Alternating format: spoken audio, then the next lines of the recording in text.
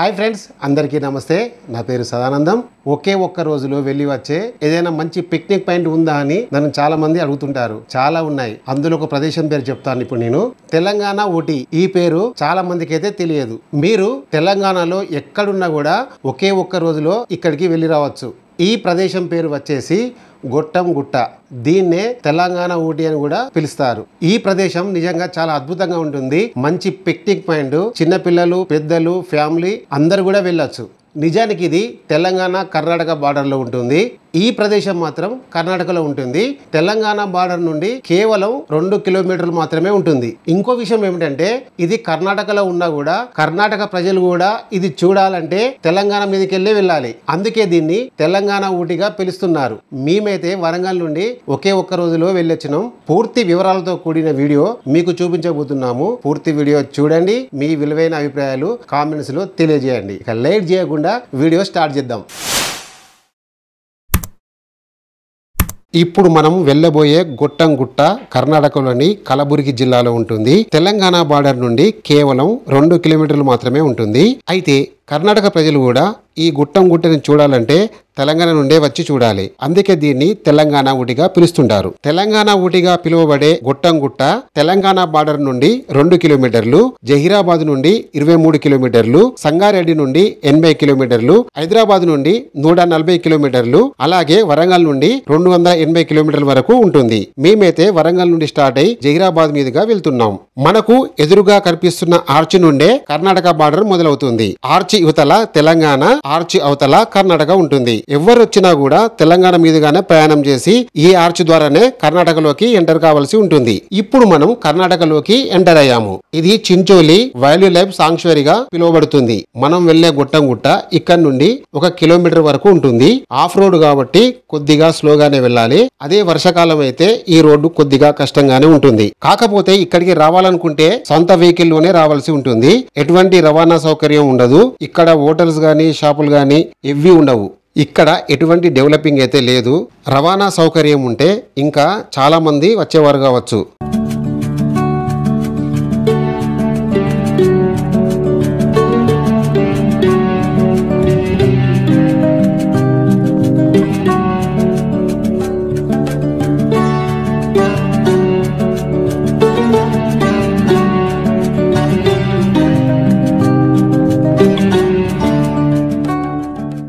మనం చేరుకోవలసిన ప్రదేశం వచ్చేసింది.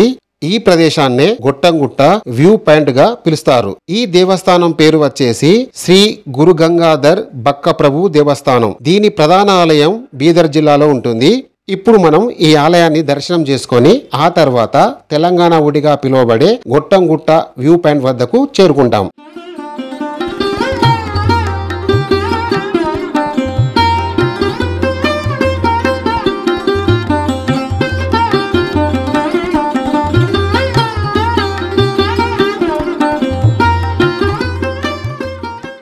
ఇప్పుడు మనకు కనిపిస్తున్నది ఆలయ గర్భగుడి.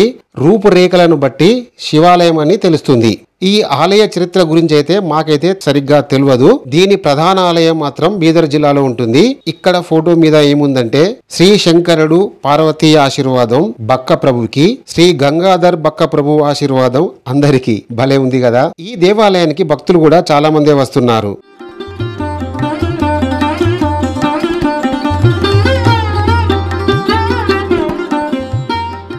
ఈ ఆలయం వద్ద నుండి మనం వ్యూ పాయింట్ చూడవచ్చు. మీరు కూడా చూడండి.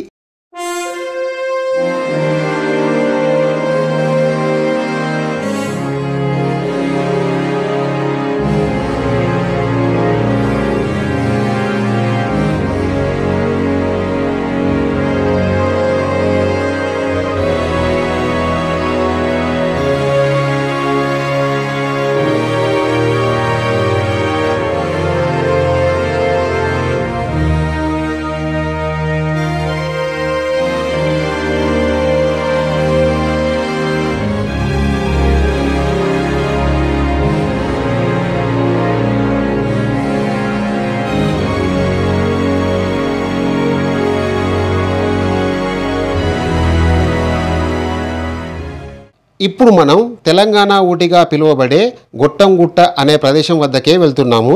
ఇలా కొద్దిగా క్రిందికి దిగితే 10 నిమిషాల్లో మనం చేరుకోవచ్చు. దేవాలయం వద్ద నుండి కూడా మనకు వ్యూ కనిపిస్తుంది. అయితే వర్షాకాలం మాత్రం కిందికి దిగరాదు. ఇప్పుడు వర్షాకాలం కాదు కాబట్టి క్రిందికి దిగుతున్నాం. క్రిందికి దిగడానికి ఇబ్బంది అయితే ఏముండదు.